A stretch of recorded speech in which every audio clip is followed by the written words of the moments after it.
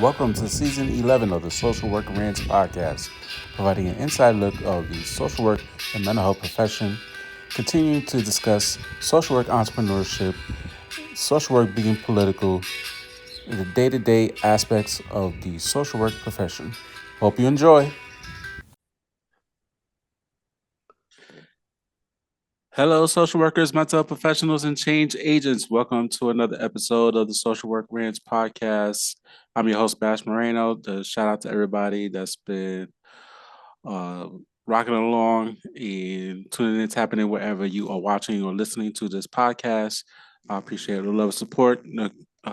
Continue to follow the podcast on Instagram at the Social Work Rants podcast. That is all one word. Uh, Hit that red subscribe button on the YouTube. However, you download, listen, share podcast episodes. A lot of good info on the podcast and a lot of good guests like right now. Dr. Alicia Tete, how you doing? I'm doing well. How are you? Pretty good, one day at a time, every day just administration doing something crazy and literally we got as of this recording, people about to lose their SNAP benefits. My dad is one of those millions of Americans, Oh so no. we're gonna talk about financial social work a little bit. So Yeah. instead of me trying to put money in my high yield savings account, I gotta put into help buy some more groceries, which I already do anyway, but even Yeah. more so that he's not even gonna get any benefits for November. So Mm, and I gotta use the rest of his balance for October. So and I got like as a district recording like 3-4 days left to, mm-hmm. to use. So it's a lot happening. It's affecting everyday folks. So I'm glad we able to come on and talk and hopefully help some people out there. Yeah. Yeah. It's we're living in very interesting times. And I try not to go down the social media rabbit hole, but there's some people like, oh, I can't believe it. But I'm like, this is what he said he would do. Like Exactly. he's dismantling things, he's breaking things down. Like it's interesting because I had a lot of my students go through um project whatever it's called, and 2025. yeah, and summarize, and I've had some of them reach back out to say, remember when we did that assignment? This was like before the elections, and I was like, Mm-hmm. there's nothing that he's doing that is surprising right now. Right. Or shouldn't be surprising because Mm-mm. we told you so. Mm-hmm. So I'm like, I don't know, like for me, like I could put on my social work hat all day, but just literally like the rage is starting, Mm. back up a bit. Mm-hmm. Especially when I have like family members who voted for Trump and like Mm. literally like the SNAP benefits is affecting like my household. So Mm-hmm. Mm-hmm. um and as much as I want to try to educate folks, there's just some people you just can't get through. They just stuck in this Mm-hmm. cult like mentality and it's Yep. like no matter what you do, what you say, there's unless it hits you in your pocket or it knocks on Yep. your doorstep, then you're gonna be like, oh, like what was me? It's Mm-hmm. like I did a whole Project 2025 episode. It's like been telling you before the election, been telling you, and it's like, Yeah. still 77 plus million Americans decided to this is the result of Mm-hmm. we were trying to avoid this. So Mm-hmm. as much as we can, because the president he's just a puppet. There's other masterminds behind the scenes. Yep. Everybody that's in Project 2035, they got a chapter in it. They the ones running the show. Right. Trump is just like executing everything. So it, and here we are. So on a Yeah. positive note, let's get to know folks know who you are and what you do in the space. Yeah, so I identify as a change agent.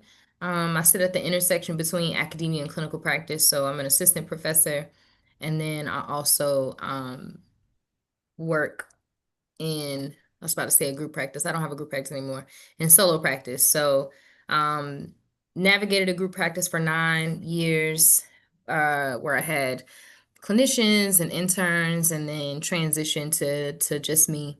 Um, I have over the years done quite a bit of trauma work. That's been my focus. And then maybe in the last 2 years, I have pivoted and I'm doing more financial social work. I really want Black and Brown folks to have a better relationship with money. So this past summer, I conducted a mixed method study, um, where I hypothesized that folks who received EMDR would have better financial well-being. Um, Mm. Finished up the certified financial social work certification, enrolled in trauma of money right now, All and right. in Okay. January putting on a financial social work conference. So really trying to be in spaces to talk to people about our relationship with money and how childhood affects it and how it affects relationships. So yeah, that's me. I enjoy anything outdoors. I'm an outdoors girl. I love to hike and bike and run and all those things. I love to read, love to eat, love to eat. And I love to laugh. I like to have a good time with my folks. That's good. How is the trauma of money, a certification? I mentioned this a couple of times on the podcast. How's it been for you? It's interesting. They sent the book. I don't know that I've learned anything new yet, Mm, but I'm still at the beginning. gotcha. Hmm. Yeah, and I've heard good things Hmm. about trauma of money. I mean, that's potentially something for 2026 to Hmm. at least to think about. Yeah. How is it teaching with everything that's been happening? What we talked about at the very beginning. Yeah. So I teach in two different settings, both HBCUs. Mm, Um, and so it feels like with my face-to-face students, they're, well, let me say this. I noticed the difference between undergrad and graduates. Undergrad students, they can see immediately in front of them, right? Graduate students have a wider lens, but they're also juggling a lot of things. And so I find myself bringing topics to the classroom that they didn't know anything about or they haven't heard about. And it's because they're buried so deep in their schoolwork and then life. And so I find myself often reminding them, like, you have to pick your head up and notice what's happening. So even if you're not going down a rabbit hole on social media, you need to mm, have a pulse on what's happening because it will affect your clients and your work. mm, Yeah. absolutely.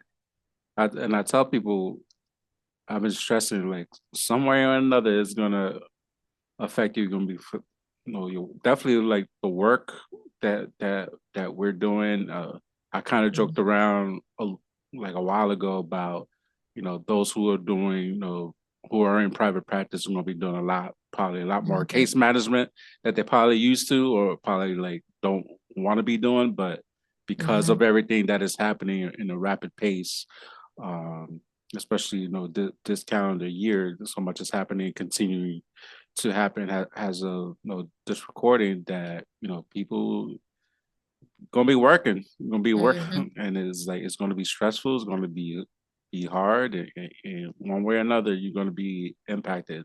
Yep. I like to say, you don't do politics. Politics is gonna do you somewhere, and it's definitely been true in a lot of cases. Mhm. So when you say like the undergrads, like they see things like in front of them, like Mhm. what do you mean? Their world is the immediate what's happening on campus, what's happening on TikTok. Mm, They're not as involved in like national affairs. Now, there are some of them um, who are interested, but for a lot of them, it's the immediate campus drama and then, what TikTok says is going on. And I have to remind them, there are a lot of ways to get the news. And so I'm going to challenge you to find out some information that has nothing to do with TikTok.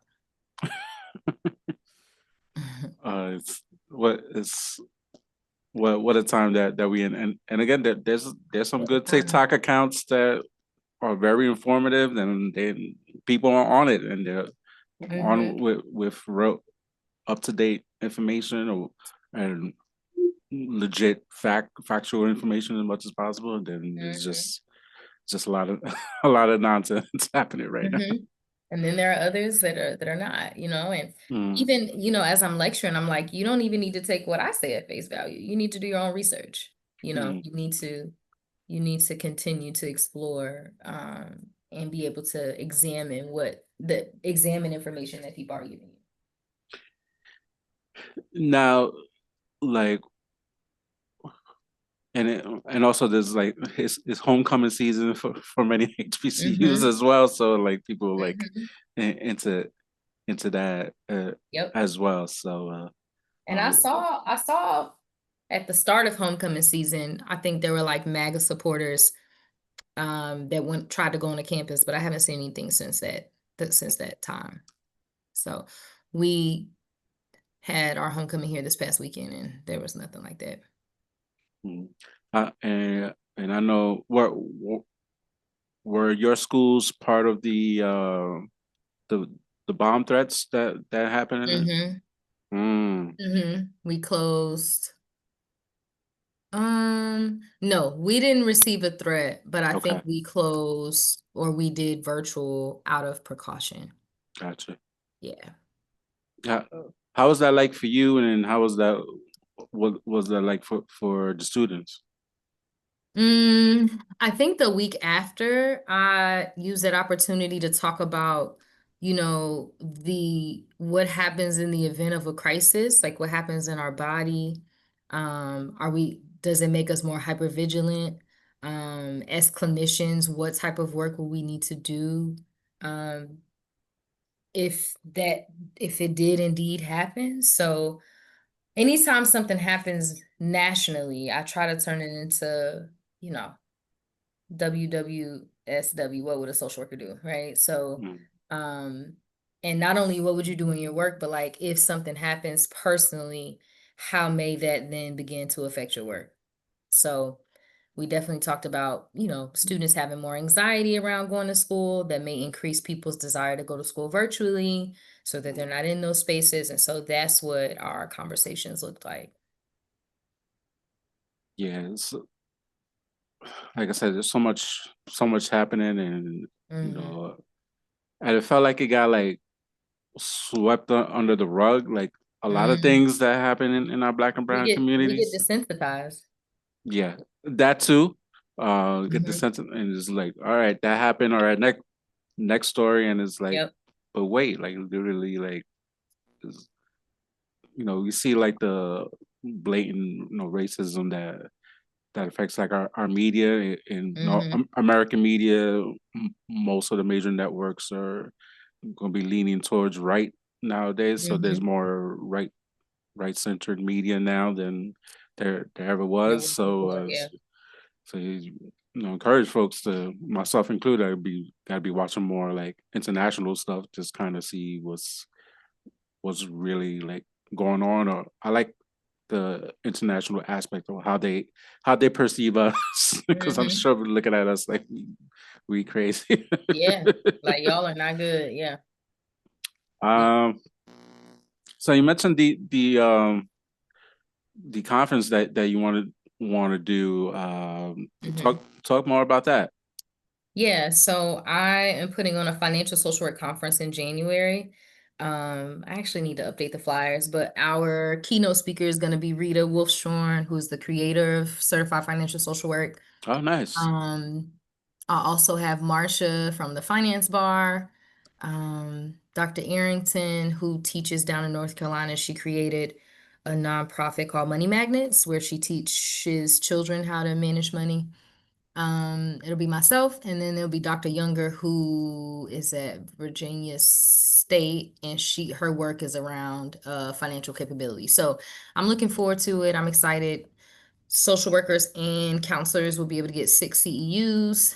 Um, and just really trying to get more people talking. Because even though I follow a lot of finance accounts and like all of that, when I talk to people, they're like, I've never heard of this before and I've never thought Yes. about it. And I'm like, really? And so I'm Yeah. like, well, maybe it's just how I have my algorithm because I feel like every page I follow is something around like finance or financial well-being. So, um, I don't think it. I don't think it's honestly. I don't think it's you. I think like Rita needs to be promoting it full blast. And yes, yes, I know the textbook is out, which but I'm gonna tell my wife like just get that get that for me for Christmas. yeah.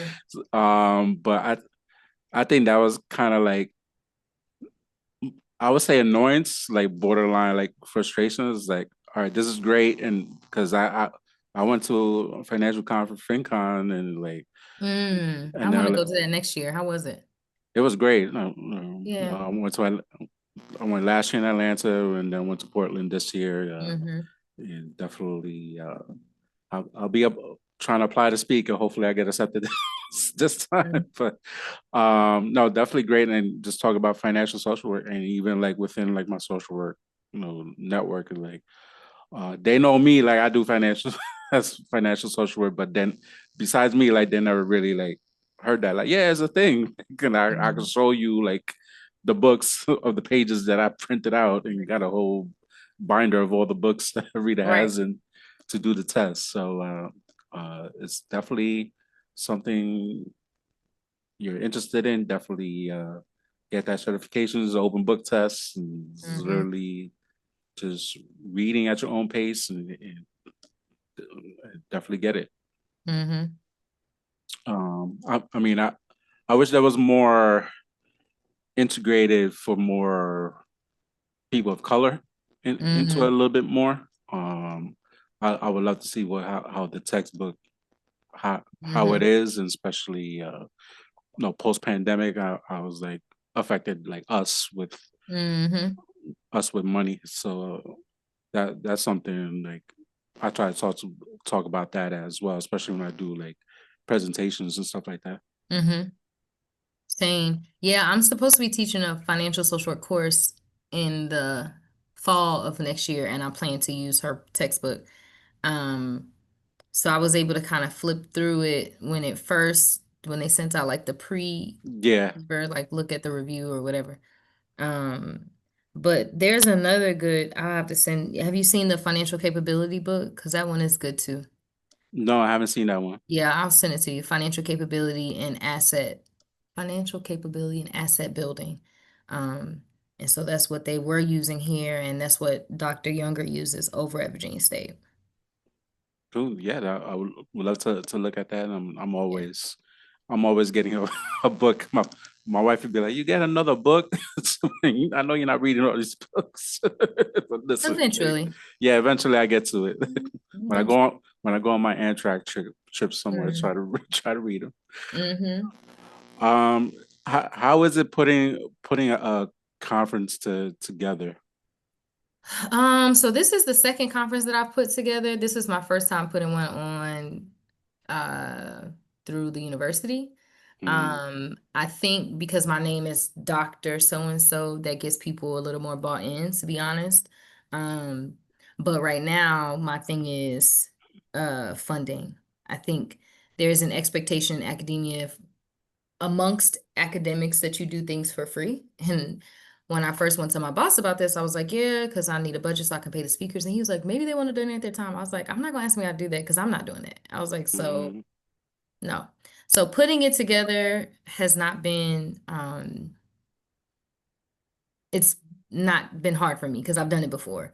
mm. But now it's just the advertising, the selling the tickets, that's the hardest part, I think, is advertising. Yeah, where is it taking place? It's going to be in Norfolk, Virginia, January 30th. Cool. For people interested, you can send me the info. I'll put it, in the show notes. I know I saw it. I, s- I know I saw it online. I was like, oh snap! Like that's Mm-hmm. something that I'm already started in my head to try to plan Mm-hmm. what to do for 2026 and be even more intentional Mm-hmm. of events to go to and pricing hotels. Yep. The whole thing. So. Yep. Um, Now, I'm glad you mentioned all the great things that you do for in terms of your self care. What do you like to do? I think that that's important, especially with besides what Agent Orange, that's who I call, does even but before he took office is always something that because things weren't always that great Mm-hmm. with the previous administration either. So it's like Yeah. it's and then we still dealing with the aftermath of Trump's first term that nothing got done. So shut that government shut down and people losing their food stamps. That happened the first term, and here we are again, years later. So Mm-hmm. history repeating itself. So Yeah. it's no, I love the fact that you shared it right off the bat without even me asking. I'll do this, I do this, I do this, and it's important Mm-hmm. to take care of ourselves because we can't take care of ourselves. How are we going to be taking care of our clients and our family members, and life be life, and so things are happening fast. Mm-hmm. I think the other thing I always remind people, everyone wants to wait until things go bad to like incorporate all these things, but it's like you want to do it now, um, so that you are ready if something happens, and Mm-hmm. not the other way around. You're trying to teach your body a skill that that it didn't have. Yeah, and then when we talk about financial social work is might end up costing you financially, like Mm-hmm. not taking care of your health, whatever. Now you're seeing the doctor more, and co-pays Yep. are expensive. Then you taking medications, and depending on the meds, medication gonna be expensive. So it's a trickle down effect. Absolutely. Um, how was I know we still got time left in the year, a couple months left, but how was 2025 been for you? Mm, that's an interesting question.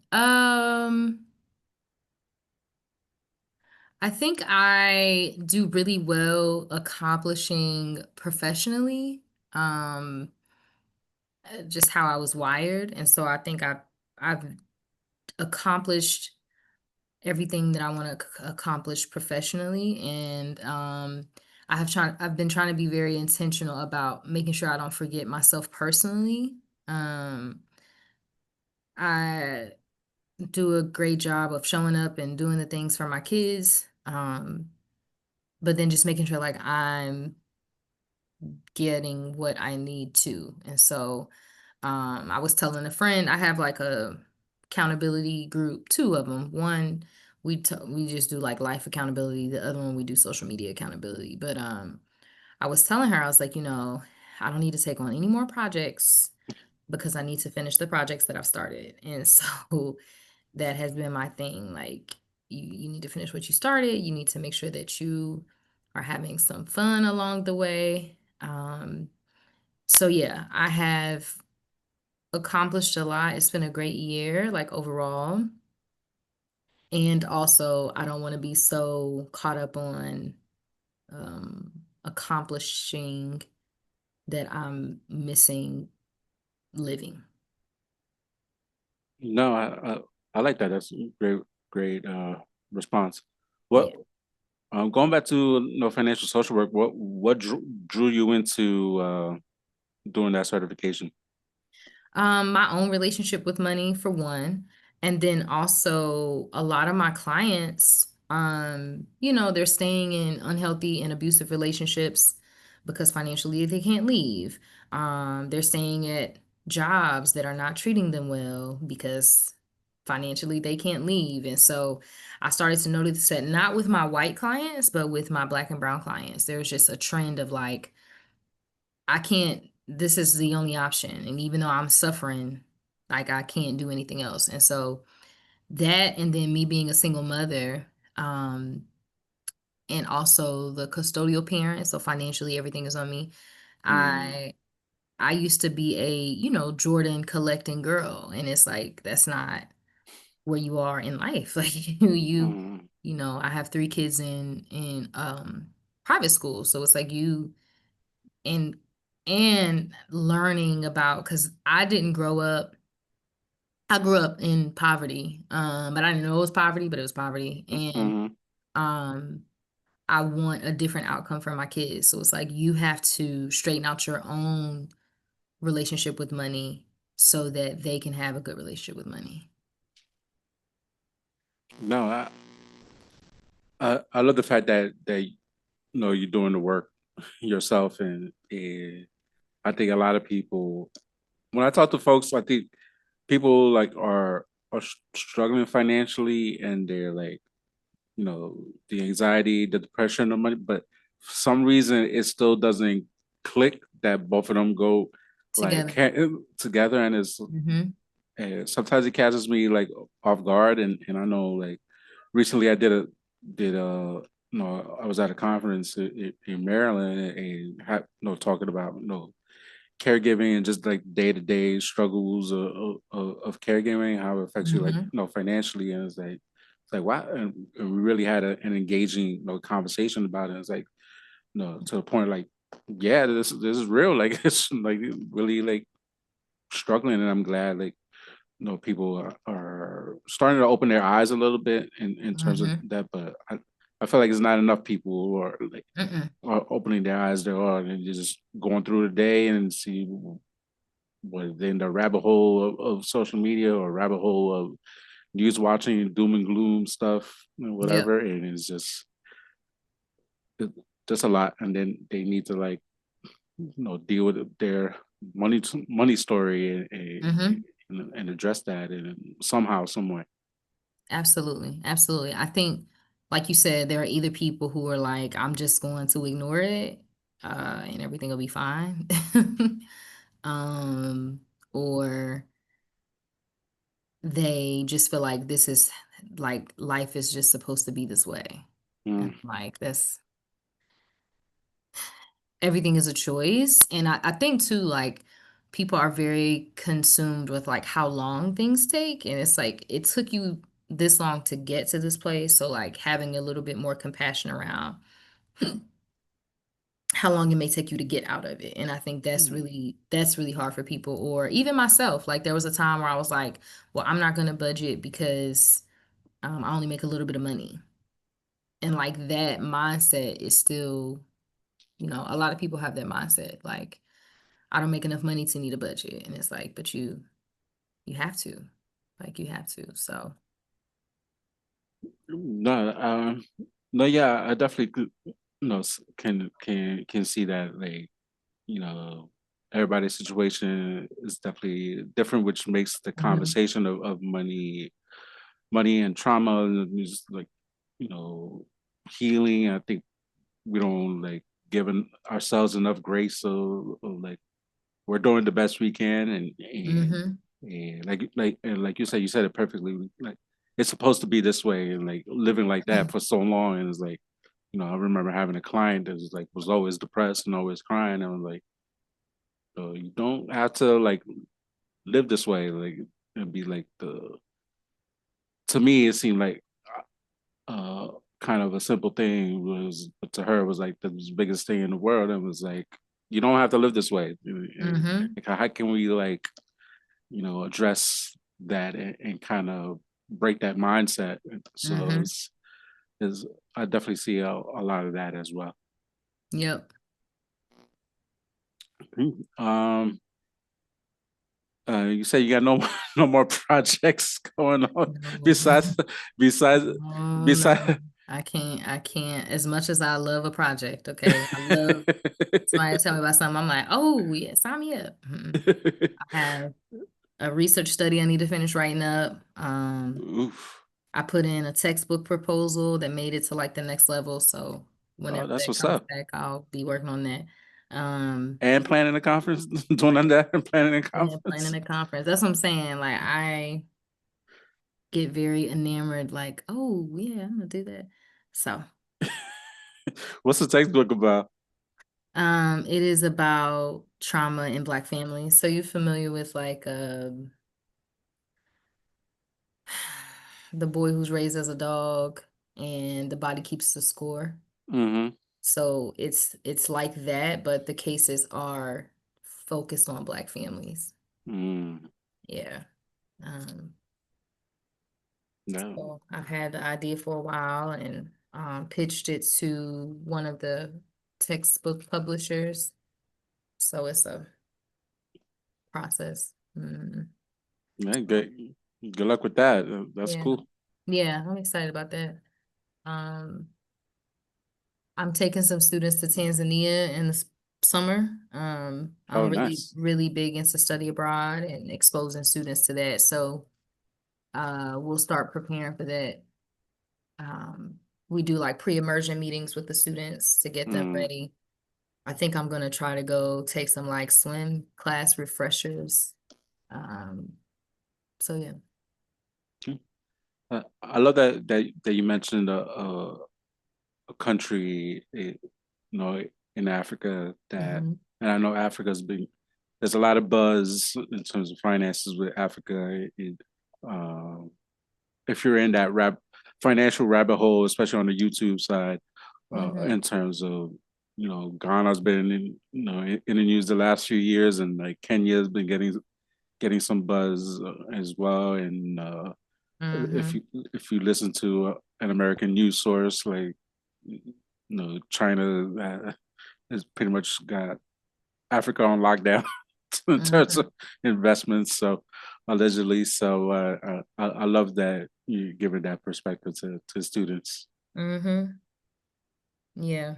It's interesting because when I was getting my master's at Howard, that's when I went out of the country for the first time. And so um, I know the power of like having that exposure and like how it changes, how you view things. And the organization that I work with, they're called HBCU, African Education Coalition, and their whole mission is to take students back to the continent. So they do Mm, all of their trips are in some part of Africa. So St. Croix and Ghana and all the places there, Morocco. Um, so yeah. no, I love that. Hmm. Where can people reach out to you? People can go to my website, www.buildingendurancepllc.com. My social media, although this is a tangent, I am I want social media to be fun again. I want to post a picture of an orange, and so I'm really struggling with I don't want to sell anymore. You know what I'm trying to say? Like Mm, I had this goal, like I wanted to be this big influencer, and now I'm just kind of like, I'll post on LinkedIn, check it out, but I it's not fun anymore because it feels like I'm supposed to be producing this finance content. mm, I don't know if anybody can relate, but um, I think so. I see clients, I'm teaching, I'm doing a lot of peopling, mm-hmm. and so now when I get on social media, I just want to laugh. Like I just, I don't want to have a social media strategy. And you That's know what real I'm though. saying? No, yeah. And I've been feeling that way and I'm like, but in order to get certain opportunities, they want to know how many followers you have and what's your platform, and so that is that is hard. It's hard. But you can follow me on social media, Dr. um Alicia Octavia, and I may be posting about finance and I may be posting about my nails. So Business. No, no, no. I agree. Like make like I try to post memes on the podcast page, and it kind of, I was kind of related to social work, or if something happens with sports and related somehow to social work, and make people laugh because we bust our behinds all the time, and people are struggling day in day out, and people just like I said, people just want to laugh. Like it's okay, like Mhm. to just. you scrolling, you like to laugh instead of seeing all the doom and gloom. It's either doom and Mm-hmm. gloom or people like or showing off or whatever. It's like, Mm-hmm. all right, it's boring. It's just like, and then you go on another platform and it's like the same thing or whatever, and it's like, no. I like that LinkedIn is not as serious as it used to be, but it's still like where the connections are happening supposedly. I definitely have made some uh, connections with speaking engagements through LinkedIn just instead of scrolling on Mm-hmm. Instagram. So it's and then Elon ruins Twitter because I love Twitter. Like I wasn't a Twitter fan, but yeah, I heard he messed it up. yeah, he was. I mean, I still on it, but I don't really like post like Mm-hmm. social work content like that. Is more like what my teams are doing and like reposting what my sports teams are doing Mm-hmm. and whatever's happening in pop culture. But it is what it is. Mm-hmm. Yeah, I'm not trying to be a social media influencer either. I just run me my coins. That's it. Give me a couple dollars. That's it. That's it. like like like like Tupac said it best, and I'm paraphrasing him all about the money, not the fame. Mm-hmm. Mm-hmm. Especially with we still in inflation, so Yeah. all the money's going in taxes and inflation. That's it. Yep. Crazy Yep. times we're in. But thank you for your Hard time. times. Yeah. Thank you for having me. Yeah. Thank you.